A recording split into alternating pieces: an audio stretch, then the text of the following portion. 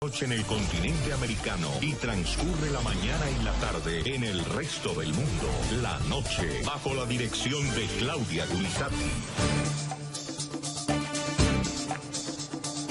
Buenas noches. La noche bajo la dirección de Claudia Gurizati enciende las luces para que usted siempre vea el punto clave de la noticia. Soy Jefferson Beltrán, bienvenidos. La noticia, por fin, fueron citados por la Jurisdicción Especial para la Paz 15 excabecillas de las FARC que tendrán que responder ante la justicia transicional por los reclutamientos de menores que este grupo ejecutó antes de la firma del acuerdo de paz en Colombia. La noticia: la diligencia judicial hace parte del caso 07, que además de reclutamientos, investiga también delitos relacionados con abuso sexual, violaciones y la práctica de abortos forzados. El punto clave de esta noticia: en las audiencias que iniciarán el próximo 18 de agosto, la JEP advierte que los citados están en la obligación de aportar verdad plena sobre la existencia, origen y evolución de la política que orientó o permitió la violación de los niños y niñas en el conflicto armado. El punto clave de la noticia: son cerca de 8.000 los casos de reclutamiento que han sido reportados por la Fiscalía General de la Nación en Colombia. No obstante, las cifras son mayores. Según la Federación Colombiana de Víctimas, desde 1991 hasta la firma del Acuerdo de Paz en Colombia, fueron reclutados más de 40.000 menores. Para izar la bandera de las Fuerzas Armadas Revolucionarias de Colombia, Ejército del Pueblo, con vista a la izquierda. Columna Jacobo Arenas. Con vista a la derecha, atención, presente. Estas imágenes son muestra irrefutable del reclutamiento forzado de menores que históricamente ejecutaron las FARC.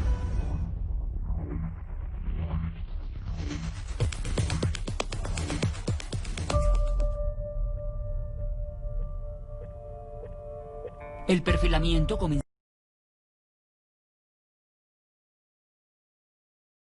a temprana edad y de llevar una pistola, en cuestión de meses pasaban a cargar un fusil.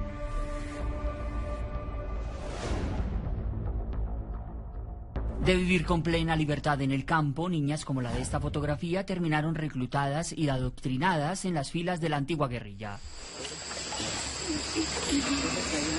Este poco de besitos.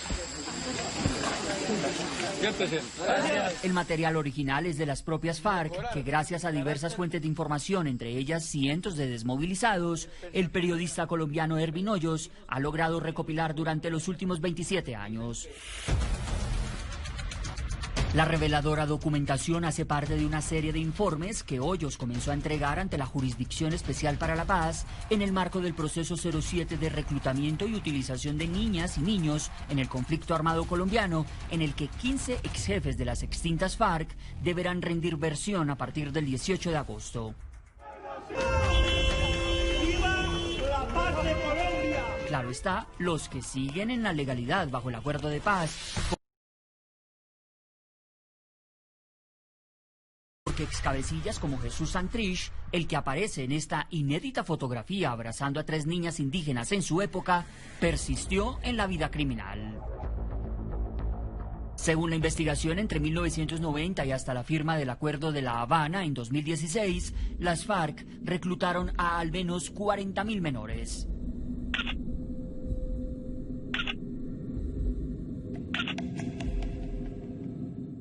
Paradójicamente, la dialéctica invertida quedó registrada en la historia para desvirtuar el cinismo con el que los hoy miembros del partido FARC han negado insistentemente el execrable crimen.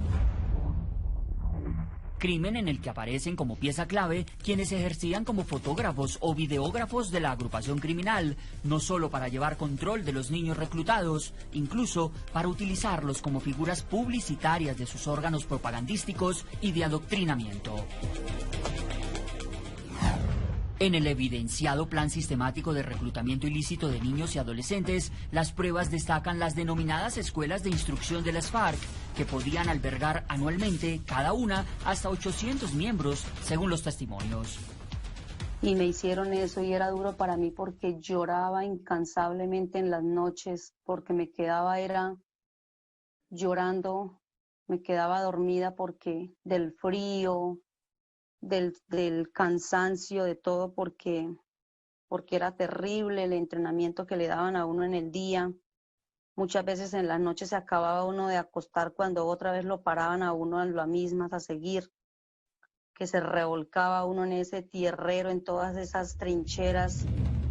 Además de la instrumentalización para fines terroristas, imágenes demuestran la utilización de menores para lo que el investigador Ervin Hoyos cataloga como pornografía guerrillera.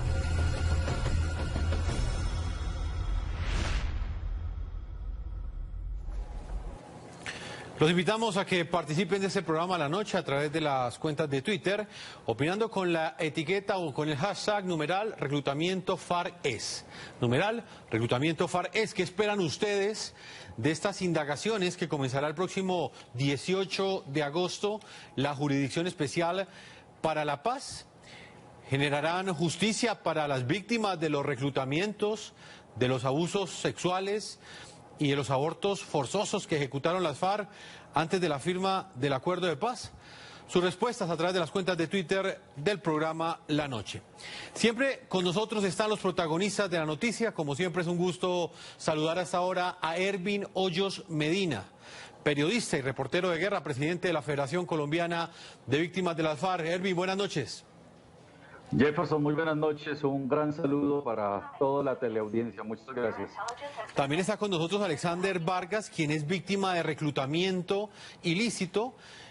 Cuando tenía 10 años, las FARC se lo llevó, se lo arrebató a su familia y hoy nos acompaña para analizar desde su perspectiva de víctima esta decisión que ha tomado la JEP de citar a 15 cabecillas o 15 excabecillas de las extintas FARC. Alexander, bienvenido a la noche. Jefferson, muchas gracias. Qué alegría nuevamente estar en este programa que siempre le ha abierto las puertas, en especialmente este caso 07, a las víctimas del conflicto y a nosotros que vivimos el flagelo siendo menores en las FARC. Muchas gracias, Jefferson. Antes de comenzar con su historia, Alexander, y comenzar a dialogar con Ervin, quiero preguntarle, Alexander, para usted en su condición de víctima, ¿qué significa esta citación que ha hecho la Jurisdicción Especial para la Paz? ¿Qué espera usted de estas diligencias que comenzarán el 18 de agosto y que para muchas víctimas del reclutamiento de las FARC representan una posibilidad de justicia? Bueno, Jefferson, en mi concepto aplaudo esta iniciativa, creo que es lo que las víctimas esperábamos y creo que es el fuerte trabajo también que viene haciendo muchos profesionales también de la Jurisdicción Especial para la Paz en esto. ¿Qué esperamos nosotros? De que así como la JEP ha tenido algún acompañamiento con nosotros, siempre apoyando a las víctimas del conflicto, no nos vayan a decepcionar. Acá no queremos que la JEP esté al lado siempre del compareciente al no decir la verdad. Queremos de que los comparecientes digan la verdad, cuenten todo lo que pasó. De esta forma, al ellos contar, pues obviamente nosotros vamos a perdonar, nos vamos a reconciliar y creo que esta sería la manera de funcionar la JEP. Siempre y cuando la JEP no haga su trabajo, cuando estas personas no digan la verdad y estén favoreciéndolos a ellos, creo pues de que nosotros tendremos que coger ya otro camino y es desistir de la confianza que hemos tenido con esta jurisdicción y buscar ya mecanismos internacionales y pues creo que fuertemente, como lo ha venido haciendo el doctor Ervin Hoyos, que le aplaudimos también muchas iniciativas que ha traído a favor de este proceso. Ervin, ¿qué podemos esperar de estas diligencias? Y se lo pregunto a usted, que ha sido un periodista que lleva más de 27 años documentando una serie de denuncias que en este momento se convierten en un insumo para la Jurisdicción Especial para la Paz. Denuncias que tienen que ver con reclutamientos ilegales, con abusos sexuales, con abortos forzosos que fueron ejecutados contra menores de edad. ¿Qué podemos esperar de esta diligencia judicial, Ervin? Pues lo que esperamos son resultados de la JEP, pero yo tengo una profunda preocupación porque la información que yo manejo es que al interior de la JEP hay funcionarios que se han dedicado a diseñar una estrategia para ocultarle la verdad también a las FARC, para ayudarle a manejar a las FARC un plan de defensa en donde puedan ocultar la verdad, en donde puedan negar los hechos, en donde salgan como se diseñó el acuerdo. Este acuerdo diseña a la JEP para que no haya más penas superiores a los 5 años si llegasen a incumplir esas penas de 5 años que no son restrictivas de la libertad, no son privativas de la libertad, sino restrictivas. Por ejemplo, a un Fabián Ramírez le podrán decir que no se puede mover del Caquetá, a Pastor Alape le podrán decir que no se puede mover de toda Antioquia, a Timochenko le podrán decir que no puede salir de Cundinamarca, entonces puede estar en Bogotá todo el tiempo durante 5 años. Esas son penas restrictivas, eso es una vergüenza, eso fue lo que creó el acuerdo, es que ni siquiera la JEP tiene la culpa, así que nosotros lo que estamos haciendo es documentando unos hechos que son crímenes de lesa humanidad que le van a abrir los ojos al país, que le van a abrir los ojos a los juristas, y esperamos que la JEP al interior haga una depuración de esos funcionarios que están manipulando la verdad para que no haya justicia. Hervis, me llama mucho la atención que únicamente son 15 los excabecillas de las FARC que han sido citados.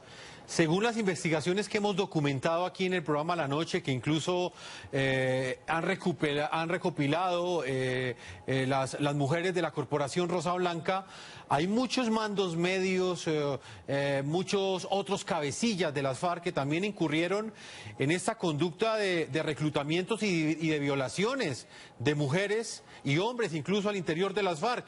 ¿Usted qué piensa de que únicamente hayan sido llamados inicialmente 15 integrantes de FARC? Bueno, yo en la audiencia que tuve ayer con el magistrado Iván González le solicité que debe incluir más o menos a 250 mandos responsables de violaciones sexuales a niñas, de abusos, de fusilamientos, de abortos forzados. El encabezamiento del liderazgo en los abortos forzados, este crimen de vientres, lo lleva a cabo el médico Jaramillo, alias el médico. Él es el responsable de toda esa política de crímenes de vientres en las FARC. Y a partir de ahí, que llamen a todos los otros. Son más de 250. Lo que pasa es que las FARC diseñaron una estrategia y fue solamente citar a los 14, 15 o a los 34 para controlar las versiones. Ellos están buscando controlar las versiones de todos y ponerse de acuerdo, porque es más fácil controlar la versión de 14 o de 34 que la versión de 250. Entonces queremos que citen a los 250 o más que hay, que tienen que llegar a rendir versión, y luego en un momento le hablaré de los fotógrafos de las FARC, que también son determinadores de estos hechos criminales de reclutamiento de menores en las campañas que hicieron a través de los distintos medios que ellos manejaban para reclutar y dominar campesinos, indígenas y reclutarles sus hijos. Incluso varias de esas fotografías que fueron utilizadas en esas campañas para reclutar menores fueron presentadas en ese informe inicial que realizó nuestro periodista Jorge Adrián Orozco. Alexander Vargas, usted como víctima directa de reclutamiento ilícito, ¿cuál es la versión que va a entregar ante la Jurisdicción Especial para la Paz? Hablemos un poco de su historia. ¿A usted cómo lo reclutan? ¿Cómo termina usted al interior de un grupo criminal? Bueno, la versión que va a entregar Alexander, casi todos los que han pasado por este proceso de reclutamiento forzado ilegal de menores tenemos versiones diferentes. En mi caso, pues presentaré siempre que fui desde niño, cuando tenía 10 años, pues al mando de... estaba en el Frente 14 manejando las finanzas, alias Sonia, y directamente, comandante de frente en ese entonces era directamente Fabián Ramírez. Pues pasaremos siempre que fue una violación de derechos, pues como lo decía la senadora Sandra, que pues eso fue lo que rebosó la copa entre muchos, que le estábamos apostando el proceso de paz, que les queríamos dar un abrazo a ellos de reconciliación, pero pues esto explotó toda la copa cuando ella dice de que no hubieron menores de edad en las filas guerrilleras. Creo que ella como senadora no se está acogiendo a las leyes directamente que está manejando como funcionaria pública, donde el artículo 3 de la ley 1098 dice que toda persona menor de 18 años es un niño en Colombia, y ella dice que dentro de las filas de las FARC simplemente habían chicos de 13, 12, 14 que son jóvenes, pero obviamente la ley colombiana dice que son niños, y ella dice que había no tenían en estos momentos niños, a ella les llama desde 6 a 9 años, pero yo miraba el informe internacional que presentó el doctor Ervin, sí, y pues ahí observamos, creo que es un informe muy completo, donde hay niños desde 5 años, obviamente portando un arma, portando un fusil. Entonces lo que le pasó a este niño de 5 años, también nos pasó lo mismo a los que teníamos 10, 11 y 12 años, que pues obviamente nos tocó vivir muchos flagelos dentro de las FARC, perder pues obviamente nuestra identidad, nuestra creencia religiosa, tener que convertirnos en asesinos, porque aunque nosotros fuimos víctimas, aún dentro de nuestro consciente también pues obviamente cometimos delitos atroces al mando de aquellas personas que siempre nos manipularon con una ideología que la verdad hoy en día nos damos cuenta que ni nos va ni nos viene, o sea, no nos sirvió para nada. Algo que nos preocupa también es que en el tema de la versión del caso 07, sí, no solo nosotros que fuimos víctimas, que coordinamos también estos proyectos, no solo queremos que llamen también a más comandantes de las FARC, como lo decía Ervin, también hay que tener algo muy importante, Jefferson, y es que aquí nosotros, los niños fuimos utilizados en el medio del conflicto armado también por el Estado colombiano, por la fuerza pública, que en algún momento también infiltró y preparó en batallones a niños en manos de paramilitares y los infiltró a la guerrilla, también cometiendo un delito. Después de que los niños salían de las FARC, también vino a jugarse la vida, el bienestar familiar, porque obviamente el bienestar familiar nos obligaba a hacer trabajos con la oficina 304 del Grupo de Atención Humanitaria El Desmovilizado, a cambio de que nos certificaran con el CODA de que sí habíamos estado en grupos. De no haber estado ahí, pues obviamente no nos certificaban y muchos niños no fueron certificados. O sea que aquí hay una revictimización tanto del Estado como también directamente de las FARC. La versión, Alexander, la senadora Sandra salga a decir de que no habían niños allá, creo que rebosó la copa de muchos, y esto sirvió porque sí, nos hemos dado cuenta, tanto con el doctor Ervin como muchas organizaciones, que hay muchos jóvenes que no conocíamos y ya empiezan a llamar, a conseguir los contactos de uno y decir, yo quiero participar, quiero contar mi narrativa, quiero contar mi historia, quiero perder el miedo. Acá la gente ya le perdió el miedo a la muerte, le perdió miedo a las FARC, le perdió miedo a la disidencia, le perdió miedo a todo el mundo. Entonces, creo que vamos a ir con toda. Le voy a pedir que sea un poco más concreto porque es que quiero reconstruir primero que todo su historia como tal al interior de las FARC. ¿Cuándo fue la primera vez, Alexander, que usted disparó un fusil? ¿Cuántos años tenía? Creo que yo tenía...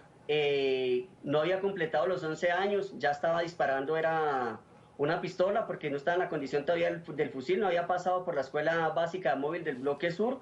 Sí. Empecé pues obviamente a hacer polígono, creo que me pesaba demasiado, fue demasiado fuerte, creo que entra uno como en shock, no sabe cómo va a reaccionar cuando escucha ese boom. Siendo un niño, uno no está preparado para esto. Y se imagina uno, bueno, este fue el primer polígono, ¿cuándo será que me va a tocar dispararle en la frente a una persona de verdad? Entonces creo que desde antes de cumplir los 11 años ya entra uno como en ese shock. Ahorita, ¿cuál es el siguiente paso? Este fue un tiro falso, ahorita ¿cuál será el tiro que de verdad es el que le va a causar daño a una persona? Alexander, reconstrúyame el momento en el que usted se separa de su familia teniendo tan solo 10 años y termina al interior de un grupo criminal. Bueno, esto es algo que aprovechan obviamente los integrantes de los grupos, y es que en el departamento del Caquetá, para la zona del Despeje, la situación económica fue abundante, donde nos golpeó bastante a las familias pobres, nos toca coger pues obviamente hacia el campo. No es un secreto que el departamento del Caquetá es un auge en la coca, en el caguán. Y pues obviamente uno de niño es muy difícil trabajar para sostenerse porque allá todo el mundo tiene que aportar en la casa, y pues al ver de que tengo necesidades se empiezan también a aprovechar de que me brindan la posibilidad de yo tener una loción, tener un desodorante, tener plata, tener poder, no trabajar. Entonces creo que esa fue una de las formas con la que Sonia es la que me induce. Y pues con esta forma ya me empieza a llevar a decirme que me va a dar poder y que voy a salir pues muy pronto también de la organización. Pero cuando uno se da cuenta ya dentro de la escuela básica móvil del bloque sur, cuando uno pregunta cuándo va a salir, la respuesta que uno le van a dar es que cuando le bajen la papaya. Entonces uno ya tiene que empezar a olvidarse de la familia, fueron bastantes años de angustia para mi madre, para mi familia, porque nunca supieron nada de mí, siempre que iban a preguntar pues negaban mi existencia, para mi familia en algunas ocasiones estuve muerto. Entonces creo que aquí no es tanto a veces el sufrimiento de uno allá, cómo voy a salir, sino que también la angustia es de los papás, que se preguntan si sus hijos viven o no viven, que es lo que tenemos hoy en día muchos papás, claro, que no saben qué pasó con la suerte de sus hijos. Más de 5.800 familias que en ese momento quieren saber qué sucedió con ellos. Alexander, ¿qué sucedía? Alexander, ¿qué sucedía si usted no cumplía las órdenes que le daban siendo un menor de edad? Un niño con tan solo 10 años quiere estar jugando fútbol, quizás quiere estar estudiando en la escuela. Y en el caso suyo no se lo permitieron. ¿Qué pasaba si usted se rebelaba a esa disciplina tan fuerte que les aplicaban a aquellos menores que eran reclutados? Mira, Jefferson, allá obviamente no terminé mi bachiller en colegios como yo lo soñaba, como lo soñaba mi familia, porque me tocó pasar por una escuela militar de las FARC, donde uno allá no se convierte en tema ideólogo político. La única ideología es uno asesinar a toda persona que tenga una ideología contraria a la revolución.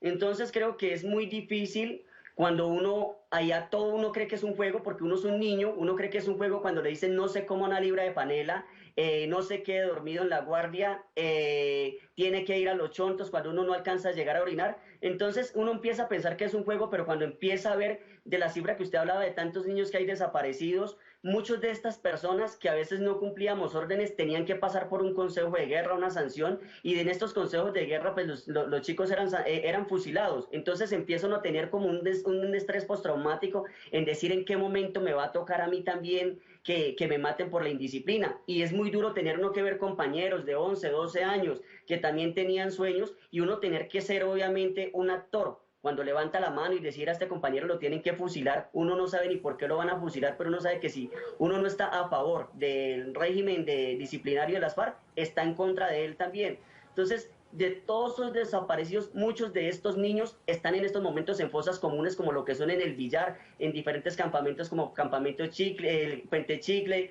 como Caño Perdido, como las zonas del Yarit. Allá tenemos muchos chicos que enterramos fusilados, y tenemos un cementerio en la Y de Caño Gafas. Entonces creo que la suerte de uno es como muy terrible, saber de que uno no completó su sueño, porque uno se tiene que convertir en un asesino, o saber en qué momento lo van a asesinar uno por la indisciplina, de la inocencia que uno tiene en un grupo como lo era las FARC y la Escuela Básica del Móvil Bloque Sur al mando de Jairo Martínez.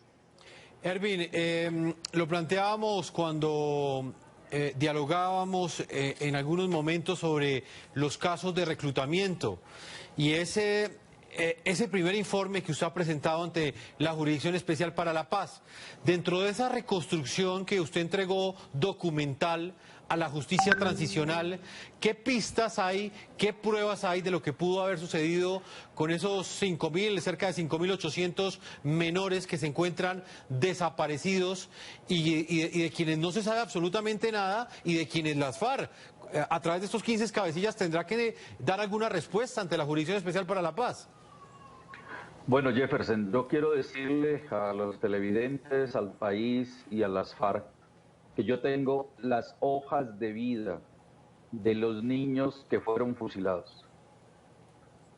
Ese va a ser un informe más adelante. Entonces ahí verán los señores de las FARC si no cuentan a quienes fusilaron, porque ellos mismos documentaron esos hechos.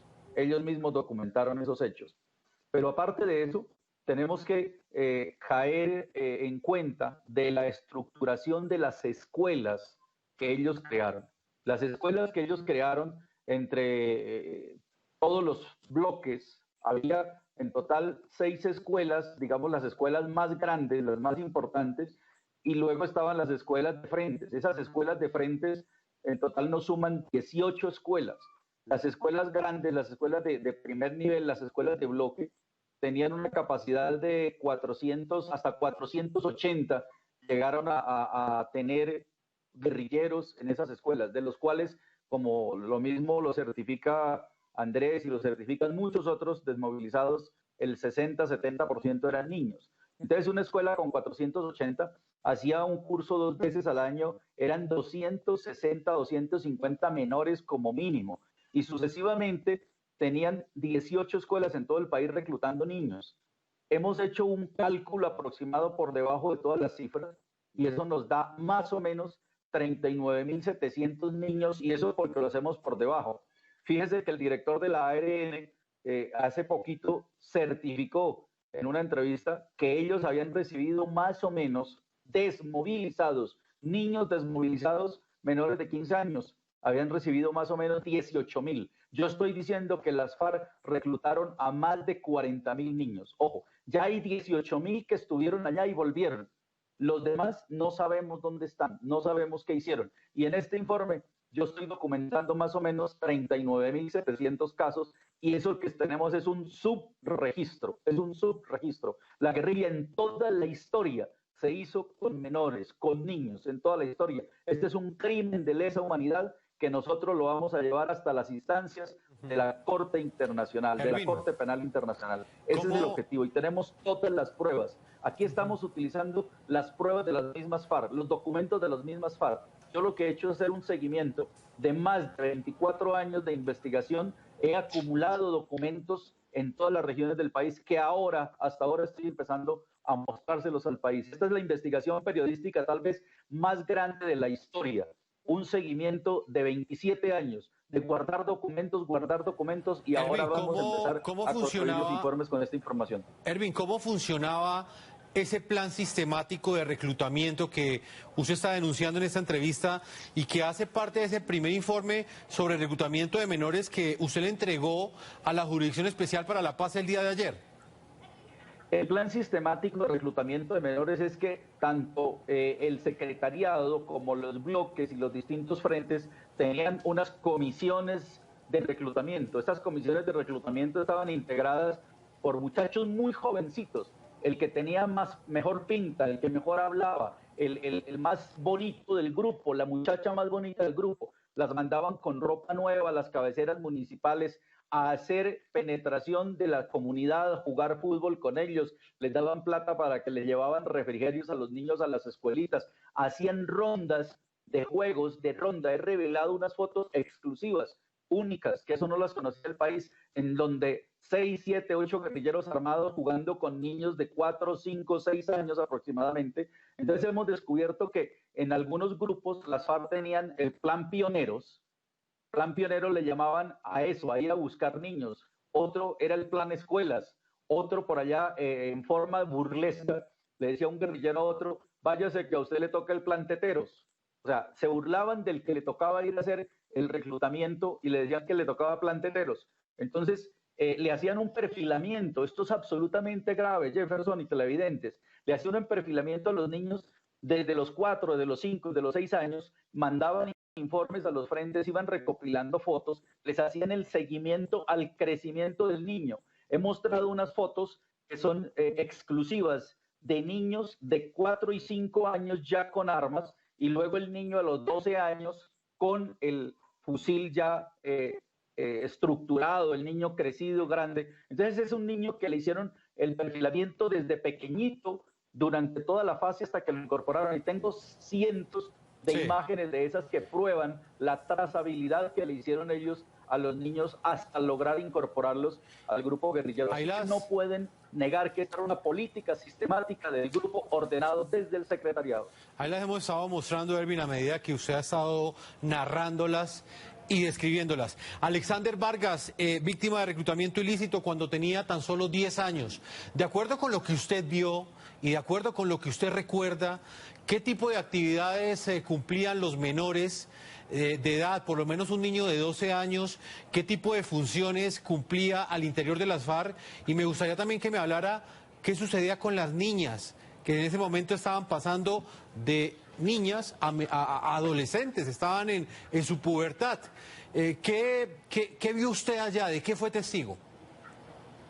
Bueno, sí, Jefferson, el reclutamiento en las FARC lo hemos dividido personalmente en un estudio, y es que allá se dividía pues también, las mujeres son muy aparte, allá asistió lo que fue la violación de derechos, el tema de la discapacidad intrafilas, también pues obviamente se caracterizaba mucho lo que era el racismo también de los chicos. Entonces allá se dividían diferentes procesos, entre estos pues cuando el joven ingresaba, era muy nuevo, lo primero que tienes que pasar directamente es por una escuela de formación en diferentes bloques. Cuando el joven pasa por una escuela de formación, aún pues todavía no ha cumplido a veces 12, 13 o 14 años, después de salir, el joven pues es entrenado, depende de las condiciones ideológicas que tenga también y la capacidad militar que tenga, son preparados bien sea para hacer inteligencia en las zonas urbanas o también para ir también con grupos de organizaciones de masa y pues obviamente cuando va un niño con un fusil, con un grupo grande y pues este chico pues va con una muy buena pañoleta, un buen fusil, lo que nosotros le llamamos bien atalajado, pues llama mucho la atención dentro de la población al ver un chico de esta forma, entonces atrae también a los ojos de los otros niños, entonces dicen los niños, no, pues si es que este Wambi que tiene una pañoleta, un buen fusil y 2 granadas es un Rambo, pues yo también quiero, o sea, como que todo le entra con lo que la sociedad nos está mostrando. Esa es una de las funciones pues que tienen los niños allá.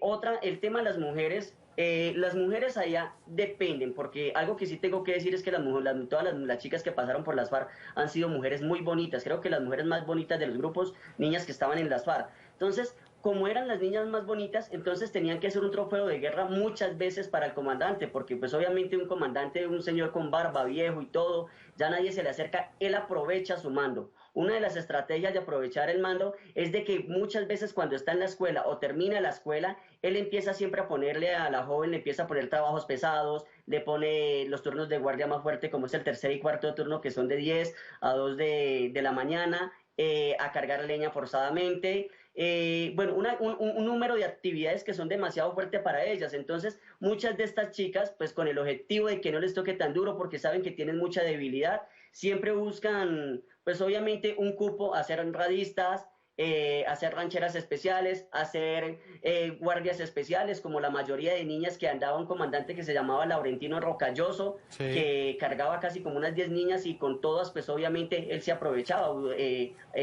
abusándolas sexualmente. Entonces se aprovechaba de su cargo. Entonces creo que las niñas allá tienen como una connotación mucho más diferente con muchas de ellas, que es el tema de aprovecharse abusadas sexualmente, y como lo decía Ervin, que se vieron unas fotografías, es el tema de cómo las están utilizando últimamente con una descendencia pornográfica al tomarles fotografías, pues obviamente bajándose en los pantalones, les demuestran todas sus partes íntimas. Entonces allá se ha visto de que la mayoría de hombres, nunca estos hombres pasaron a veces, casi un 70% no pasaron por colegio, no pasaron por universidades, no tienen un talento ético, personal y moral para burlarse de las mujeres en su decadencia, Alexander, pues en el sistema moral de ellas, de tomarles fotografías, sí, a veces desnudas, de utilizarlas como un trofeo las mujeres allá son como un trofeo de guerra. Entonces creo que allá se diferenciaba mucho el tema de la mujer con el hombre. Pues Alexander, lastimosamente el tiempo se nos ha agotado. Este es el testimonio que usted entregará ante la Jurisdicción Especial para la Paz. También parte del informe que ha escrito Ervin Hoyos Medina, este periodista que lleva más de 27 años documentando cada uno de los vejámenes que fueron cometidos por este grupo que hoy es un partido político, pero que antes de la firma del acuerdo de paz era un grupo criminal. Ervin, muchas gracias por habernos acompañado y vamos a estarle haciendo seguimiento a estas denuncias que usted ha hecho ante la justicia transicional en Colombia. Feliz noche. Gracias, Jefferson, muchas gracias, feliz noche. Y déjeme advertir solamente una cosa, ojo, quiero denunciar que las organizaciones de la línea de las FARC están cogiéndole a las víctimas de las FARC, familiares de los niños reclutados, firmas, poderes para representarlos. Es una gran trampa que están inventando para favorecer a los mandos de las FARC. Muchas gracias. Más adelante hablaremos de eso, Ervin, en otra ocasión. También quiero agradecer a Alexander Vargas, víctima de reclutamiento ilegal por parte de FARC. Gracias por acompañarnos, Alexander. Muchas gracias a usted, Jefferson, por este excelente espacio. Y pues bueno, quiero darle un mensaje también a los señores de las FARC que están en estos momentos. He tenido la posibilidad de darme un abrazo con Timochenko, donde Timochenko pide perdón y pues sabe que cometieron muchos errores allá. Entonces, una cosa es a veces cuando lo hace personal, pero en estos momentos lo tienen que hacer ante un juez, y en estos momentos es el caso del doctor Iván González. Esperemos que eso también lo digan delante de ellos, porque no queremos que sigan diciendo lo que dijo la senadora Sandra, sino que se abstengan de verdad a lo que vivió, y pues nosotros estamos dispuestos a perdonar y a reconciliarnos, pero con la verdad. Muchas gracias, Alexander. Vamos a una pausa a comerciales porque el tiempo pasa muy rápido y tengo otro testimonio, el de María Antonia Uyune.